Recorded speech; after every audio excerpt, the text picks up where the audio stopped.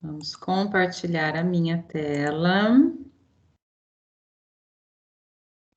Gravação iniciada, então, bom dia, coisas lindas do meu coração. Hoje é dia 9 de setembro, nossa, de setembro já, o ano tá indo embora. Quinta-feira, nossa aula de sistemas operacionais, segunda aula do semestre. E hoje a gente vai continuar o assunto da semana passada. O vídeo da Fernanda travou, só porque a gente estava vendo você fazer tricô, Fernanda. Na semana passada a gente começou a falar sobre Linux, né? Eu estou fazendo uma introdução sobre o sistema operacional Linux, antes da gente começar a trabalhar efetivamente com ele. E hoje vamos ver se a gente termina aquele conjunto de slides de introdução ao Linux, ok? Qualquer dúvida, vocês vão me perguntando. O vídeo da semana passada já se encontra lá no Moodle, mas o Moodle, neste momento, está fora do ar. Mas daqui a pouco ele volta. Oremos. Então, vamos lá, tá? Então, na semana passada, a gente conversou um pouquinho sobre o sistema operacional Linux, né, como que ele é constituído, a questão do kernel, do shell. Vamos pegar aqui o esqueminha básico dele. Né, lembrando que no Linux, né, o shell é uma questão muito importante. O shell é o interpretador de comandos, é ele que se comunica diretamente com o kernel, que é o núcleo do sistema operacional, e o kernel que comanda, como ele é o sistema operacional, comanda o hardware, né? Então, entre o kernel e qualquer outra coisa, a gente tem o shell. Ou o usuário pode diretamente digitar os comandos no shell, que é o interpretador de comandos, né? Lembrando que o shell é isto aqui, essa telinha preta. Ou se a gente estiver usando algum aplicativo, né, ou mesmo a interface gráfica não se comunica diretamente com o kernel. Ela passa os comandos para o shell e o shell passa para o kernel, tá? Então, a gente tem este esquema aqui no Linux. Lembrando que a gente também tem kernel no Windows, mas a gente não entra tanto em contato com ele, a gente não tem tanta noção da existência dele. E hoje em dia, no Windows, a gente também tirou essa intermediação do interpretador de comandos. Nas versões mais recentes do Windows, eles estão trazendo o PowerShell, que está voltando a ter essas funcionalidades que antes o DOS tinha, que o DOS também era um interpretador de comandos, né? Falamos sobre o projeto GNU, a união do GNU com o projeto do Linux, né, que era o kernel do Linux. Então, o que a gente tinha? O projeto GNU era um conjunto de softwares, de ferramentas desenvolvidas para serem livres, né, para serem utilizadas por qualquer pessoa, para qualquer objetivo, só que o projeto GNU não tinha um sistema operacional. Eles não tinham conseguido ainda um sistema operacional que cumprisse esse papel de liberdade, né? E aí se uniu quando em 91 o Linux propôs esse kernel do Linux, e o Linux se uniu ao projeto GNU que já existia desde 83, e aí surgiu o GNU Linux, certo?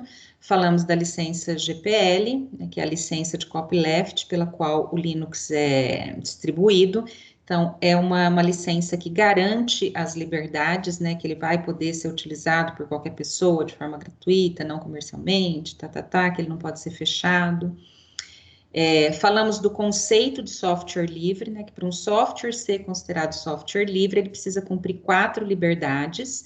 Em inglês, o termo software livre vocês vão encontrar como free software, e algumas pessoas veem esse free como gratuito, mas na verdade a gente traduz para o português como livre, porque as 4 liberdades aqui, elas não falam de pagamento, né, mas elas falam da utilização do software. Então, a primeira liberdade diz que você pode usar o software para aquilo que você quiser. A segunda liberdade diz que você pode estudar o software para ver como ele funciona e, se quiser, poder fazer adaptações. Ah, tá joia, Ana Clara. Então, para estudar o software, eu preciso ter acesso ao código-fonte. Então, isso é uma prerrogativa do software livre, né? Ele precisa disponibilizar o código-fonte dele. A terceira liberdade diz que eu posso redistribuir cópias para quem eu quiser, sem estar infringindo nada com isso. E a quarta liberdade diz que eu posso modificar, aperfeiçoar o programa e liberar esses aperfeiçoamentos caso eu queira, né? Então, essas são as 4 liberdades. Exatamente, que a gente trocou aperfeiçoar por mudar, né? Porque eu... Mas daí ninguém vai querer, se for para piorar. Mas beleza, pode acontecer também. Aqui tinha o link, né, falando do site do Projeto Software Livre, para quem quiser mais detalhes.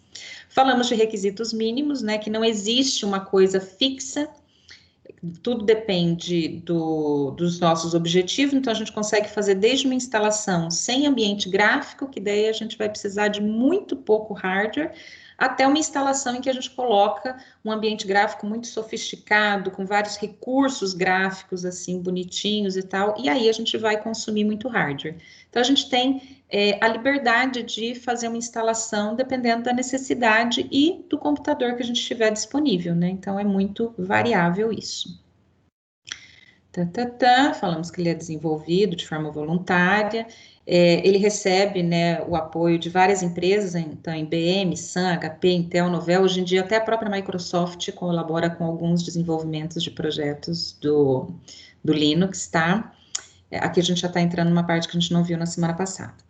Ele convive sem nenhum tipo de conflito com outros sistemas operacionais, tanto que é uma experiência que eu tenho mesmo, né? Eu tenho um computador, eu quero instalar mais de um sistema operacional, né? Por exemplo, eu quero instalar Windows e Linux no meu computador. Muitas vezes a gente tem problema, se eu tiver o Linux instalado e depois instalar o Windows, ele mexe na instalação do Linux, é impressionante. Mas o contrário não acontece. Então, sempre que eu quero deixar os dois sistemas operacionais no computador, eu primeiro instalo o Windows e depois instalo o Linux, porque ele não interfere na instalação do outro sistema, tá? Ele tem suporte a nomes extensos, hoje em dia quase todo sistema operacional tem, mas até algum tempo atrás alguns não tinham, tá? Então, se eu ia dar um nome para um arquivo ou para uma pasta, eu tinha limitação do tamanho do nome. Mas hoje em dia a gente está aí com 255 caracteres para quase todos os SOs, né? Por que 255 caracteres? Porque é o tamanho de um byte. E outra característica muito interessante do Linux é a questão da modularização, tá? Se a gente pegar o kernel, né, vamos lembrar que o kernel é o núcleo do sistema operacional. Se a gente pegar o kernel do Windows, ele é fixo, ele é um arquivo dentro do computador que a gente não consegue manipular, tá? No caso do Linux, além da gente conseguir fazer a personalização, eu falei disso na semana passada, então, como eu tenho acesso ao código-fonte do kernel, eu consigo tirar dele coisas que eu não vou precisar. Então, ele tem lá, ele vem junto um monte de drivers, né? Porque eu não sei em qual hardware que eu vou instalar esse sistema operacional. Mas se eu souber, eu posso pegar e tirar aqueles drivers que eu não vou precisar e deixo somente os drivers do hardware que eu tenho.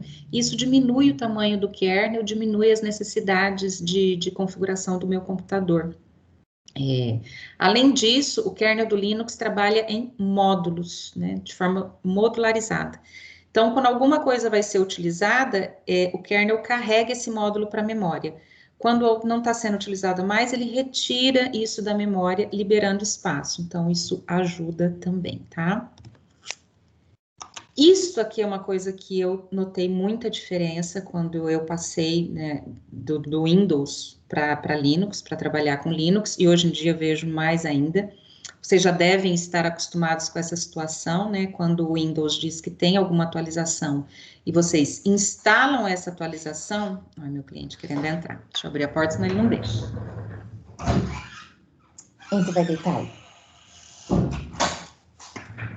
Então, toda vez que tem alguma atualização do Windows, assim que termina de instalar essa atualização, o sistema operacional é reiniciado. E às vezes mais de uma vez. Vocês já devem ter passado por isso, passam frequentemente. No caso do Linux, isso não acontece. Quando eu faço alguma atualização do sistema, eu não preciso reiniciar o sistema. O máximo que acontece é eu precisar reiniciar aquilo que foi atualizado. Então, tem uma atualização, por exemplo, do LibreOffice ou alguma atualização do próprio sistema operacional. Ele recarrega aquele serviço com o computador funcionando mesmo e eu não preciso reiniciar o sistema. A única situação em que a gente precisa reiniciar o computador com Linux é quando eu faço uma atualização do kernel, que é o núcleo do sistema operacional. Aí eu preciso sim reiniciar o computador para que esse novo kernel seja carregado. Mas fora isso, muito raramente, tá? Então, a gente faz as atualizações e não precisa desligar e reiniciar o computador. Isso é muito prático. É maravilhoso mesmo, Gui. Eu gosto muito disso. Pode parecer que não faz diferença, mas faz, tá? Um cafezinho. Ai, vamos lá. Características do Linux. Ele tem um suporte nativo à virtualização. Nós já vimos o que é. Ai, é um saco isso, né, Gui? Mas a gente já viu como configurar para ele só reiniciar quando a gente mandar ele reiniciar, né? Então, o Linux tem um suporte nativo à virtualização. A gente já sabe que é virtualização, que a gente já estudou sobre isso, por estar trabalhando com máquinas virtuais, né? O Linux também é distribuído livremente, porque ele é licenciado de acordo com os termos da GPL, então ninguém paga para usar o Linux, né? Ele não é vulnerável a vírus, tá? Isto não quer... Não, Bárbara, fica tranquila. Depois, se você perdeu alguma coisinha, tá tudo gravado. Fica sossegada. Não quer dizer que não exista vírus ou que não exista código malicioso para o Linux, tá? Mas ele é muito menos suscetível a ataques de vírus e de códigos maliciosos, porque ele tem uma estrutura de permissões, né, essas questões de acesso, quem que pode manipular, entrar em algum diretório, executar alguma coisa, é tudo muito bem amarradinho. Isso torna o Linux menos vulnerável, tá? Tem a questão também, todo mundo fala assim, mas tem mais vírus para o Windows porque ele é mais utilizado, então as pessoas preferem focar em desenvolver códigos maliciosos para ele. Também tem isso, tá? Mas o Linux, de uma forma geral, ele é construído, é estruturado de uma forma mais segura, tá? A gente vai ver uma das aulas mais lá para frente, essa questão de privilégios, de permissões, vocês vão entender um pouquinho como é que isso funciona, tá? Ele tem um suporte completo nativo a vários, tanto dispositivos de comunicação quanto hardware de uma forma geral, tá? Que é outra coisa que eu vejo bem diferente trabalhando hoje em dia com Windows e com Linux. O Windows, quando eu termino de instalar ele, eu preciso muitas vezes ir atrás de todos os drivers, né? Então, eu preciso ver a placa de vídeo que eu tenho, eu preciso ver a placa de rede que eu tenho, eu preciso ver a placa de som que eu tenho, baixar o driver desses dispositivos e instalar. No Linux, isso já não acontece. Eu termino de instalar o Linux e, tirando, assim, raras situações, todo o hardware do meu computador já está funcionando, tá? Então, eu acho isso uma facilidade muito grande também. Mais seguro que outros SOs? Não que todos, tá, Gui? Tem uma série de sistemas operacionais que têm características muito semelhantes ao Linux. A família Unix é assim. O Mac a gente pode considerar um sistema operacional também seguro, porque ele é bem amarradinho, desenvolvido pela Apple, para trabalhar com hardware da Apple. Eu posso dizer que hoje em dia, dentro dos sistemas operacionais, principalmente mais conhecidos pela gente, o Windows é o mais suscetível, tá? A questões de segurança e de códigos maliciosos. Por isso que eu sempre que eu instalo o Windows em uma máquina, antes de conectar essa máquina na rede, eu já instalo um antivírus, tá? Eu não recomendo ninguém a ter o Windows e não ter o antivírus instalado. Então, eu formato um computador, instalo o Windows e eu já tenho no pendrive o arquivo do antivírus baixado. Instalo o antivírus e assim, aí sim, depois de instalado o antivírus, eu coloco essa máquina na rede para daí fazer atualizações do sistema operacional e tal. Porque normalmente os passos seriam, né? Instalo o sistema operacional, faço a atualização dele e depois faço as outras coisas. No Windows eu coloco esse outro passo no meio do caminho, né?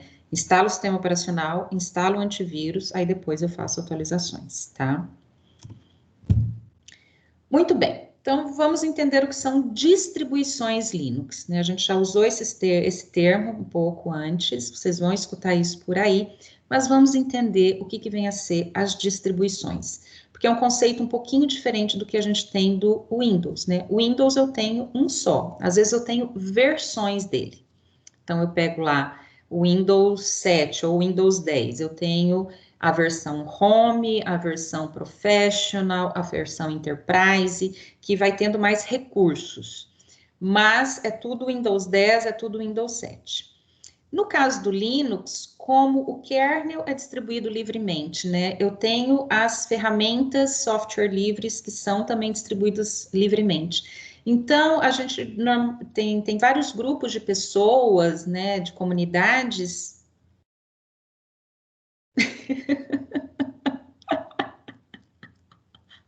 Ai, Gui, tá meio estranho, né? Não, tá, ele tá com um sorrisinho assim pra gente. Ah, mas vamos lá. Então, o que que acontece? A gente tem grupos, né? Tem muitas vezes empresas que elas fazem? Elas pegam o kernel e junto, porque o kernel sozinho não faz nada, tá? O kernel sozinho é o quê? É o núcleo do sistema operacional, tá? Ele que vai gerenciar o hardware, ok. Mas eu preciso ter os outros aplicativos, né? Eu preciso ter um editor de texto, eu preciso ter um navegador. Esses outros aplicativos, eles não fazem parte do sistema operacional, eles trabalham com o sistema operacional. Então, no caso do Linux, a gente tem liberdade para fazer esse conjunto da forma que a gente quiser. Kernel, né, núcleo do sistema operacional, com as ferramentas. Então, o que a gente tem são grupos que muitas vezes tornam esse conjunto adaptável, né? Dependendo do objetivo da distribuição, ou então que faz algumas modificações para deixar a distribuição com algumas características diferentes. Então, as distribuições nada mais são do que o kernel do Linux com um conjunto de ferramentas, um conjunto de softwares, um conjunto de aplicativos, tá? Algumas distribuições são genéricas, então elas têm o kernel e um conjunto genérico de aplicativos, e algumas são mais específicas. Sim, o LibreOffice é um desses aplicativos. A gente tem, por exemplo, distribuições que são voltadas para laboratórios de escolas, então são distribuições com uma finalidade mais educacional. Aí o que vai ter? Vai ter o kernel do Linux e ferramentas educacionais, então joguinhos para ensinar química, né, coisas desse tipo. Nós temos distribuições que são mais voltadas para pessoas que querem trabalhar com edição de vídeo, de áudio. Então, vem o kernel do Linux, mais um conjunto de ferramentas para isso. Nada impede de vocês instalarem depois, né? Mas já vem um pacotinho junto, tá? Tem uma distribuição que é muito famosa na área de segurança e de rede, que é o Kali. O Kali é o kernel do Linux, mais um monte de ferramentas para trabalhar com isso, com segurança e redes, tá? Então, as distribuições nada mais são do que isso. Kernel mais um conjunto de ferramentas, tá? E aí tem várias, com vários objetivos, com várias funcionalidades que podem, sim, todos eles já vêm com navegador, às vezes mais de um navegador, Gui. Depende do objetivo, né? Eu não conheço nenhuma distribuição que eu tenha mexido até hoje que já não venha com navegador, que é outra característica também diferente do Linux. A distribuição já é isso, kernel mais o conjunto de aplicativos. Então, quando você termina de instalar uma distribuição, você já tem praticamente tudo que você precisa. Se você quiser instalar outras coisas depois, você vai instalando, que é diferente do Windows, né? O Windows eu termino de instalar, eu tenho basicamente o sistema operacional e uma ou outra ferramenta, tá? Mas eu não tenho, por exemplo, um pacote de escritório que já venha junto com o Windows. Eu tenho que comprar ele à parte e instalar. Eu não tenho ferramentas de edição de vídeo, né? Eu vou tendo que instalar essas coisas. No Linux, quando a gente termina, a gente já tem o conjunto básico ali. Como assim, Ramai? Essas distribuições já vêm instaladas? Não entendi. A distribuição é o kernel com as ferramentas. Então, eu tenho que instalar. A hora que eu termino de instalar, por exemplo, eu tenho o Ubuntu, né? A distribuição que eu estou usando aqui no meu computador é o Ubuntu, que é uma distribuição de objetivo genérico. Quando eu terminei de instalar o Ubuntu, eu já tinha, acho que poucas coisas eu instalei depois. Então, eu tenho aqui alguns acessórios, né? Que são manipulador de arquivos, mapa de caracteres, de fontes, uns editorzinhos de texto simples, tipo o bloco de notas do Windows e tal. Software para tirar print screen da tela e tal. Ferramentas administrativas, para instalar coisas novas, né, fazer atualizações. Educacionais aqui não veio nada por padrão. Jogo aqui já veio com os joguinhos, ó, né, o Solitaire, que é o, como é que chama em português? Paciência, né, Mahjong, jogo de Minas, Sudoku, algumas ferramentas gráficas, tem duas aqui que fui eu que instalei. Não, essas aqui, O Scanlight, o Xsign, foi eu que instalei, que era para trabalhar com o meu scanner. O resto já veio tudo instalado. Internet, o Google Chrome, o Dropbox, o NTS que eu instalei, essa aqui várias fui eu que instalei, né? O Zoom eu instalei, o Chrome eu instalei e tal. Mas ele já veio com o Firefox, ele já veio com o Teams, eu instalei o Remian, o Thunderbird ele já veio, o Transmission ele já veio, o resto eu instalei. O pacote Office já veio instalado tudo. Packet Tracer fui eu que instalei, então ele já vem, programações PGAdmin eu que instalei também, som e vídeo, ele já veio com quase todos esses, eu instalei acho que só o Kdenlive, que é para fazer edição de vídeo, então ele já vem com uma série de coisas, tá? Entendeu? Então vai. Então, como eu falei, existem grupos de pessoas, empresas ou organizações, né, que fazem esse pacote, pegam o kernel, junta ali um monte de outros aplicativos e distribui isso. E eles dão um nome para esse conjunto de kernel mais os aplicativos, que são as distribuições. Nós temos distribuições que são bem antigas, tem distribuições que são mais voltadas, como eu falei, para um público geral, né? Então, elas têm uma facilidade maior. Para quem nunca mexeu com Linux, se vocês instalarem o Ubuntu, o Mint, eles têm uma cara, um funcionamento muito parecido com o Windows. Então, tem o menuzinho aqui, onde vocês acham as categorias, né? Não tem muita diferença do que a gente já está acostumado a fazer no Windows. Agora, existem outras distribuições que são voltadas para um público mais técnico. Então, quem nunca mexeu com Linux talvez sinta dificuldade, mas daí a gente vai testando. E hoje em dia a gente tem a facilidade da virtualização, né? Ah, eu quero escolher um Linux para eu trabalhar. Então eu consigo instalar oh meu Deus do céu, no VirtualBox, né, que é o programa de virtualização, instalo, mexo lá, vejo como é que ele funciona, vejo se eu gosto da carinha. Uma outra característica também é que no Linux a gente não tem um ambiente gráfico definido, eu tenho que usar esse. No Windows, o máximo que a gente consegue é a instalação de temas, que modifica um pouquinho a carinha ali do ambiente gráfico, né? No Linux, eu tenho ambientes gráficos diferentes. E existe um ambiente gráfico padrão, que assim que eu termino de instalar a minha distribuição, é ele que está ali. Mas se eu quiser um outro ambiente gráfico, eu instalo e uso esse outro. Eu posso ter vários ambientes gráficos, por sinal, e ir mudando cada vez que eu ligo o computador, entrar num ambiente gráfico diferente. Tem ambientes gráficos, como eu falei, que tem recursos gráficos mais sofisticados, então eu preciso de um hardware mais bruto, mas eu tenho ambientes gráficos que são extremamente leves, e aí eu consigo instalar em máquinas mais antigas. A gente pode fazer essa adaptação, tá? Falei das características, né? Algumas distribuições bastante conhecidas, né? O Ubuntu, que é essa que eu estou usando aqui. O Debian, o Ubuntu, na verdade, ele é derivado do Debian, já usei o Debian. Slackware, já usei muitos anos o Slackware, só que não é uma distribuição muito voltada para um usuário muito leigo, ela é mais trabalhosa um pouquinho. Red Hat, já usei. Gentoo, já vi, mas não trabalhei muito com ela. SUSE, já trabalhei um pouco. Então, todas elas, o kernel é o mesmo, tá? O kernel do projeto Linux. O que muda é o conjunto que vem junto com elas de aplicativos, a carinha, né, o ambiente gráfico, algumas ferramentas de configuração que o pessoal desenvolve para aquela distribuição e tudo mais, tá? E aí, essa questão, né? É uma briga muitas vezes, o pessoal. Ah, qual que é a melhor distribuição? Já que eu tenho várias distribuições Linux.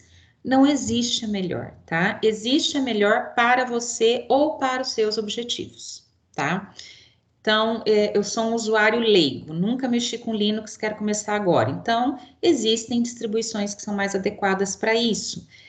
Mas tudo depende do que vocês querem fazer. Às vezes, por exemplo, mesmo com distribuições que são mais simples, mais fáceis de usar, vamos pegar ali o Mint e o Ubuntu. Tem gente que vai instalar o Ubuntu e vai gostar mais dele, tem gente que vai instalar o Mint e vai gostar mais dele. Qual que é melhor? Não tem, é que você se sentir mais à vontade, tá? Então, não tem uma resposta exata.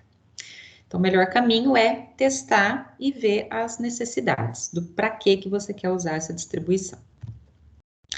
Então, aqui algumas delas, né? O Ubuntu, esse aqui é o site do projeto. Mesmo dentro do Ubuntu, a gente tem algumas variações, tá? A gente tem o Ubuntu. E o ambiente gráfico dele padrão, não é nem esse que eu estou usando. Eu instalei um outro ambiente gráfico mais leve um pouco. Ele usa o Unity, que tem um menu lateral, é um pouquinho diferente do que vocês estão acostumados. Mas aí o pessoal pegou o Ubuntu e fez algumas adaptações e, por exemplo, desenvolveu o Kubuntu. O Kubuntu é um Ubuntu que tem como ambiente gráfico padrão o KDE.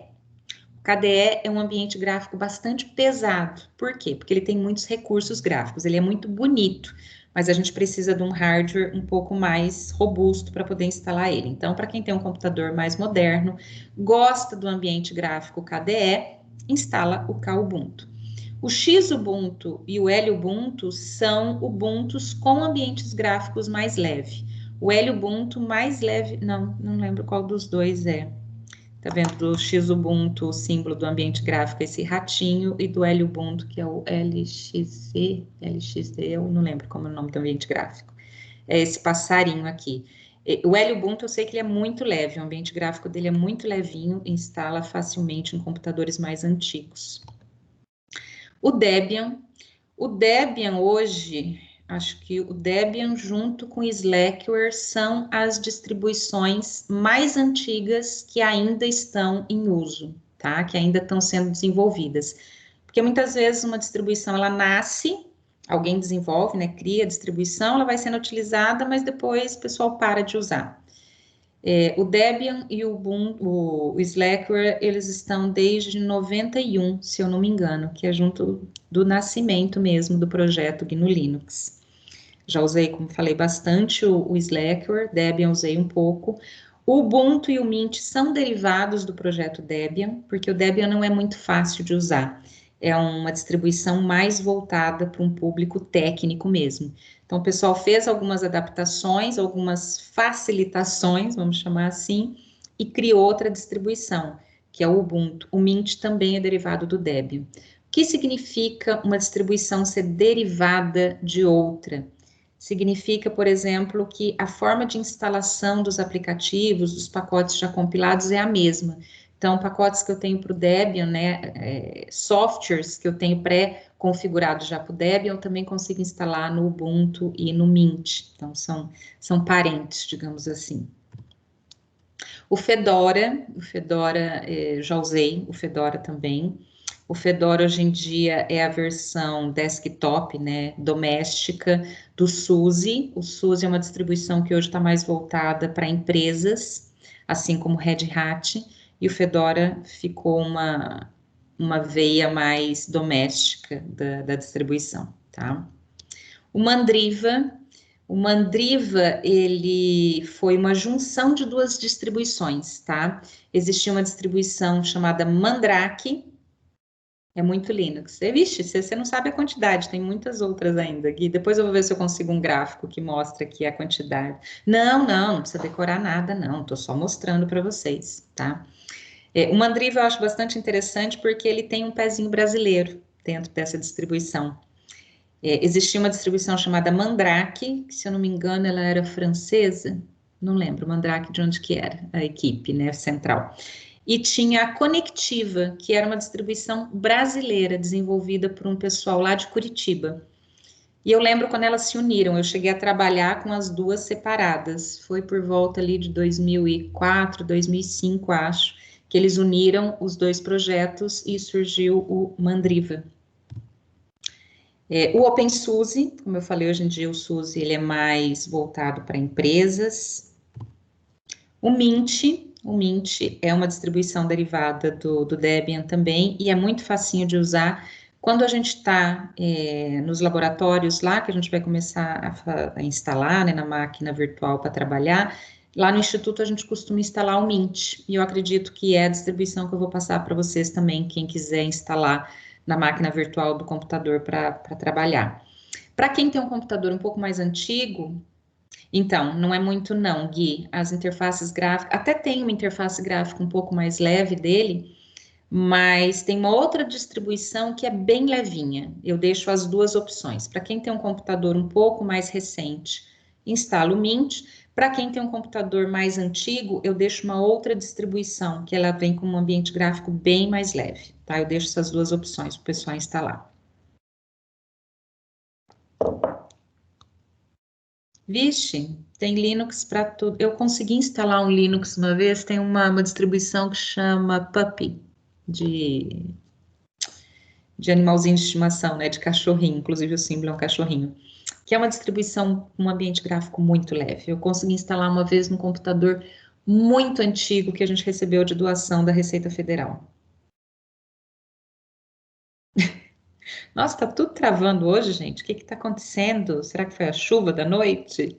Mas calma, gente, tá tudo gravado. Fiquem tranquilos, não perdeu nada, né, Clara? Depois você vê lá, tá? PC Linux OS, que é uma distribuição mais para servidores, se eu não me engano, tá? O Ubuntu, ele também tem... ele tem duas versões. Se vocês entrarem no site do Ubuntu, deixa eu abrir aqui para vocês. Vocês entrarem no site aqui da distribuição, vierem aqui em download, ele vai perguntar, ó, se eu quero instalar o Ubuntu em um desktop, né, em um computador doméstico, ou se eu vou instalar no servidor. Aí ele tem a versão de instalação para servidores.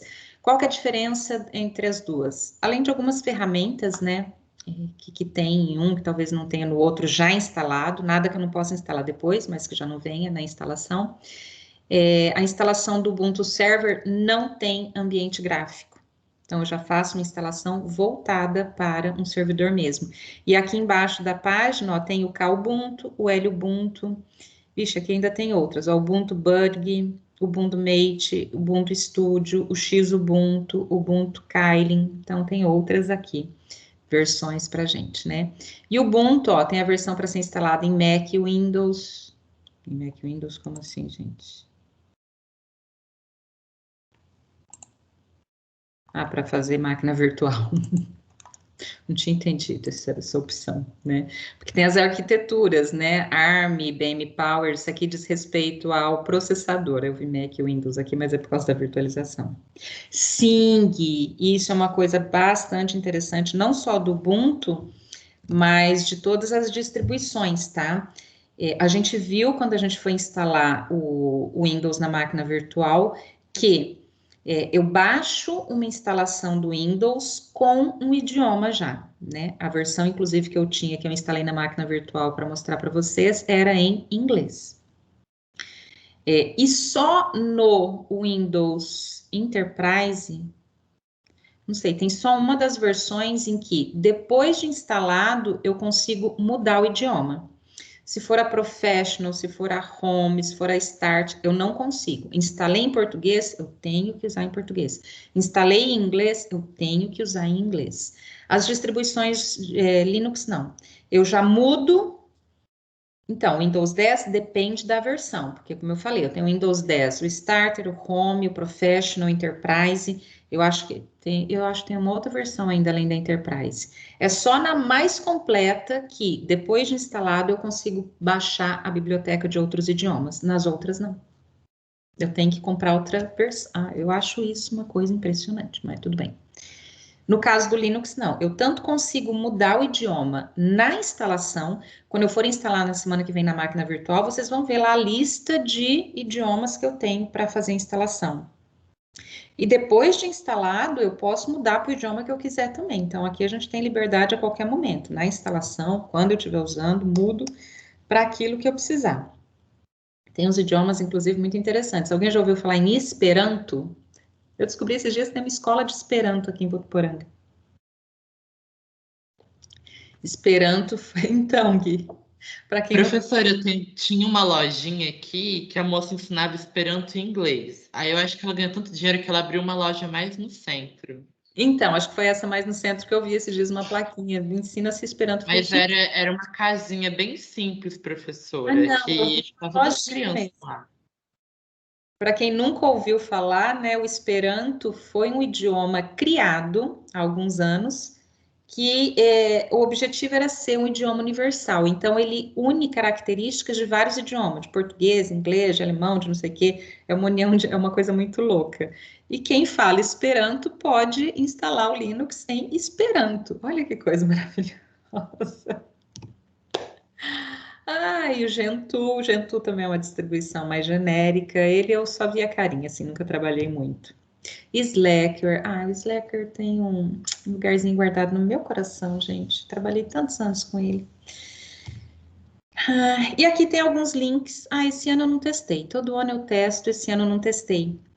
Tinha um site em português, mas ele saiu do ar. Aqui são sites em que só que são todos em inglês, que vocês conseguem fazer um teste, vão respondendo algumas perguntas e eles indicam para suas necessidades e para o nível de conhecimento que você tem, baseado nas respostas que vocês dão ali no questionário, eles indicam algumas distribuições que seriam mais adequadas, né? Então, para quem quiser, mas aqui também nos slides já tem uma lista para vocês, né, poderem ver.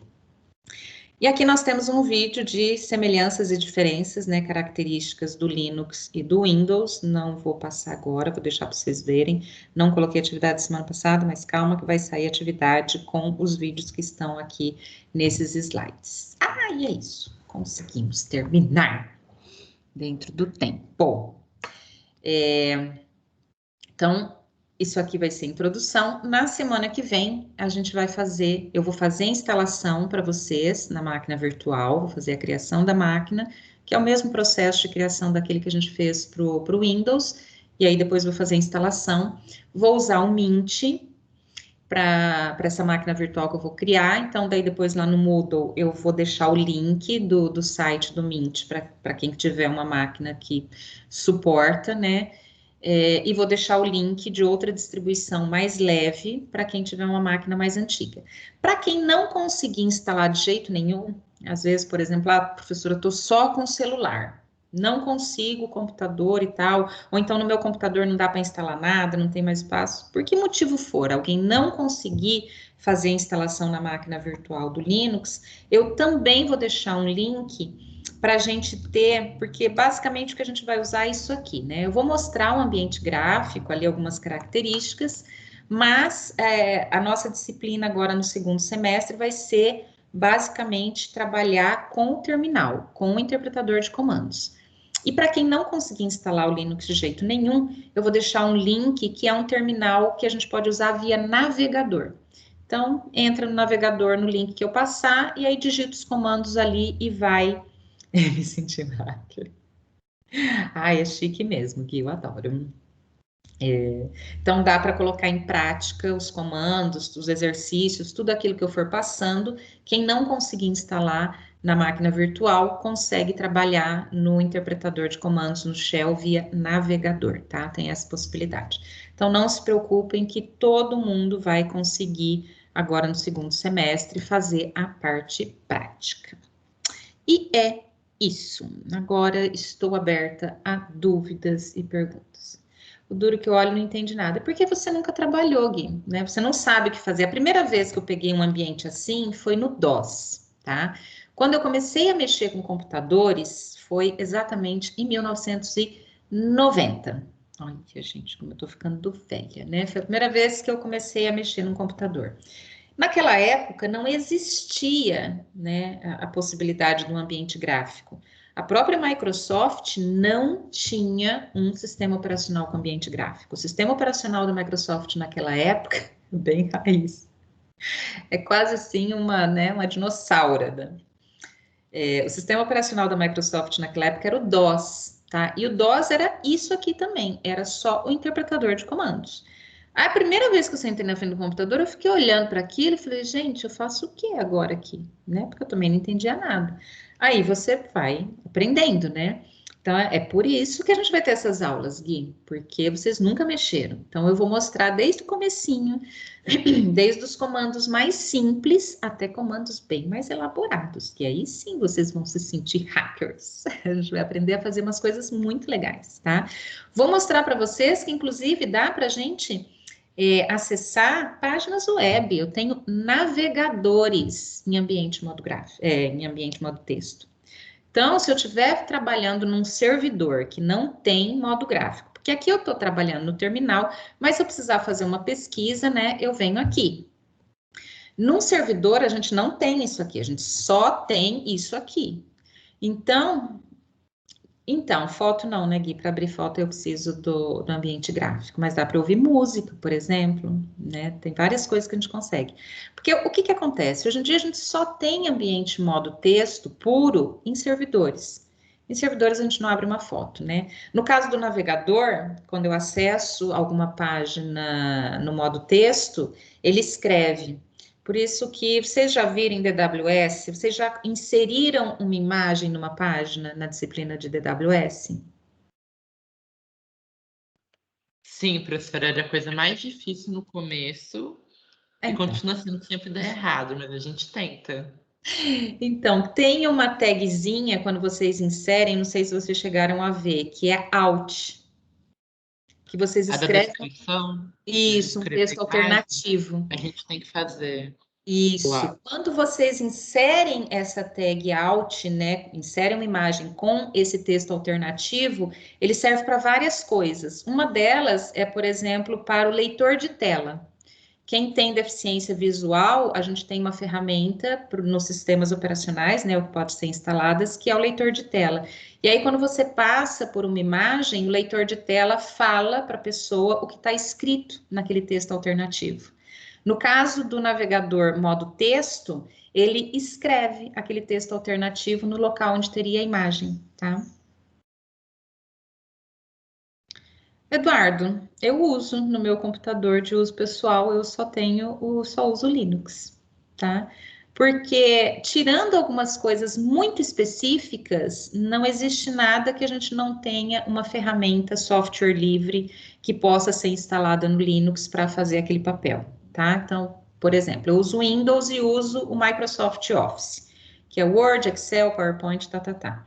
Se eu uso Linux, eu tenho o LibreOffice, que vai ter o editor de texto, planilha eletrônica, programa de slides, tudo também. Ah, eu faço edição de vídeo, né? Eu nem sei o que usa para editar vídeo lá no Windows. Tem dezenas de softwares livres, editores de vídeo, que podem ser instalados no Linux. Navegador, tem dezenas de navegadores também que podem ser instalados aqui. Eu, por exemplo, estou com 3 ou 4 navegadores instalados no meu Linux.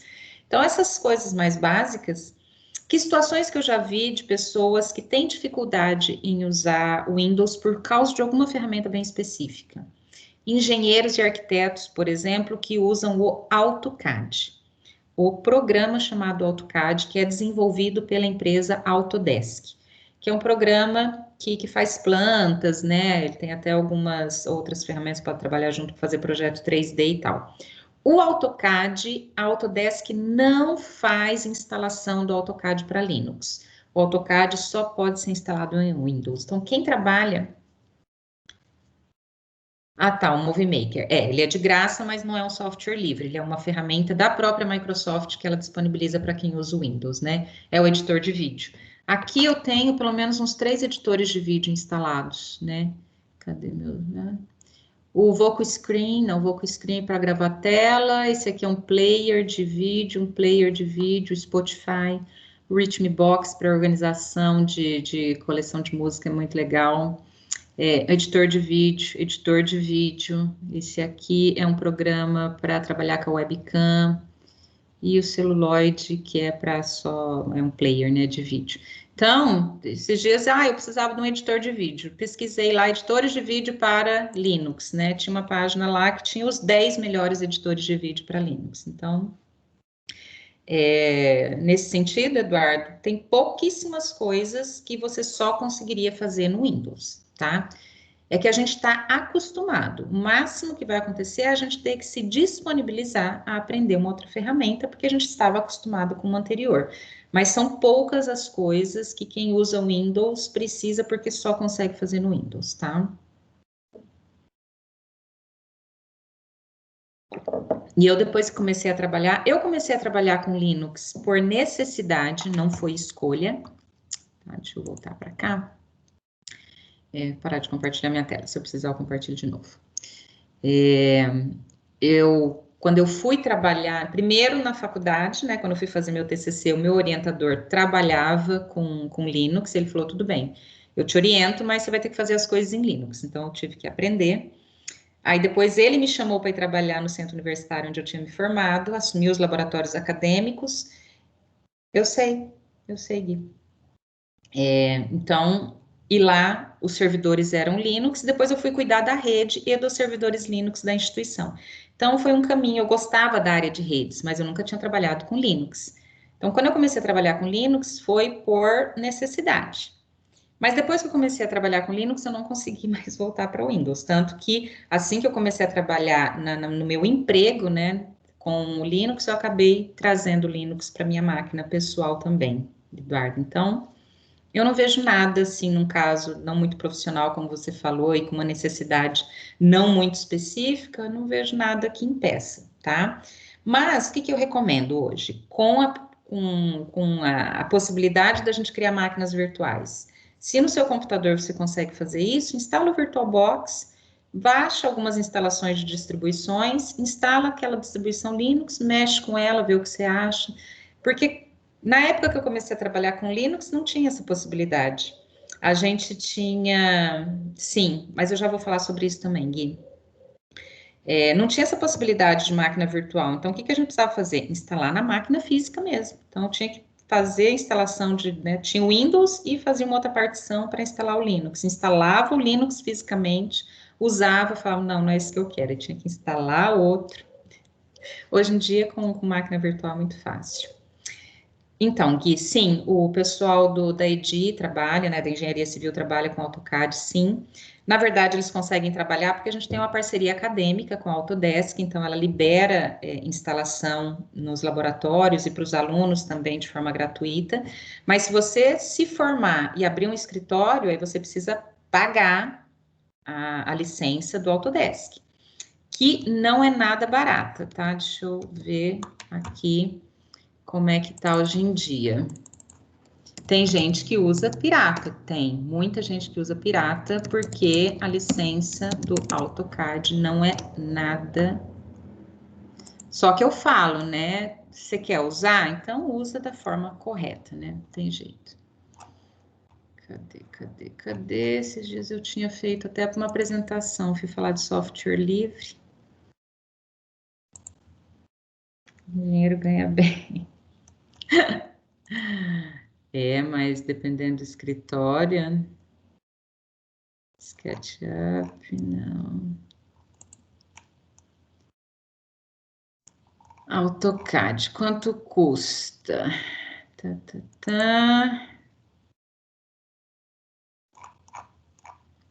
Eles pedem tudo para mandar e-mail. Mas é tipo assim, é muitos R$ 1.000, tá? Ó, Gui, muito pouco, tá? Muito pouco, porque em órgãos do governo existe uma fiscalização muito grande. Tá? Geralmente, quando existe alguma coisa pirata instalada, foi porque o usuário instalou, conseguiu burlar alguma coisa e instalou. Porque de forma deliberada, né?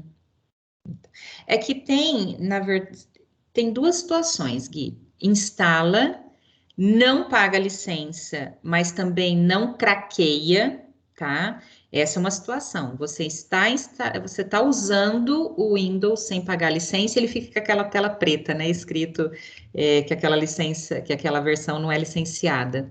E tem a questão de você craquear, tá? Quando você craqueia, é uma situação pior ainda. Mas é o que eu falo, gente. Não tem dinheiro para pagar licença, usa Linux. Você não está infringindo nada. Professora, eles têm papel de parede normal, mas tem aquela mensaginha ali no canto toda vez, Sim, toda vida. é terrível isso. Bom, alguma dúvida? Ai, tá acabando a aula já. Alguma dúvida, alguma pergunta sobre isso? Eu vou ver se até amanhã, no máximo até sábado, gente, tô com tanta coisa para fazer. Eu deixo a atividade que vai valer. Aí, ó, assinatura anual do AutoCAD, 8.022. Mas tem diferença ainda, viu, João Otávio, dos tipos e tal, mas é por aí, muitos R$ 1.000 mesmo. Professor, eu achei de ver o preço e eu duvido que o engenheiro tenha dinheiro para pagar isso. É caro, o AutoCAD é muito caro. tá? E aí, só completando, Gui, existem algumas ferramentas software livre que fazem as funcionalidades mais básicas que o AutoCAD faz também e são gratuitas. Então, dependendo da necessidade que o engenheiro, o arquiteto tem, existem ferramentas software livre para ele trabalhar, sem que ele precise estar usando algo pirateado, tá? É isso, crianças. Então, se não tem nenhuma dúvida, semana que vem criaremos a máquina e faremos. Eu vou fazer a instalação no dia da aula. E vocês vão só assistir, tá? Aí depois vocês tentam fazer, porque eu quero que vocês acompanhem o passo a passo certinho. Aí depois vocês tentam fazer em casa. Ok? Uhum. Beijo, uma boa aula, um bom restinho de quinta, boa sexta e um ótimo final de semana para vocês, lindezas.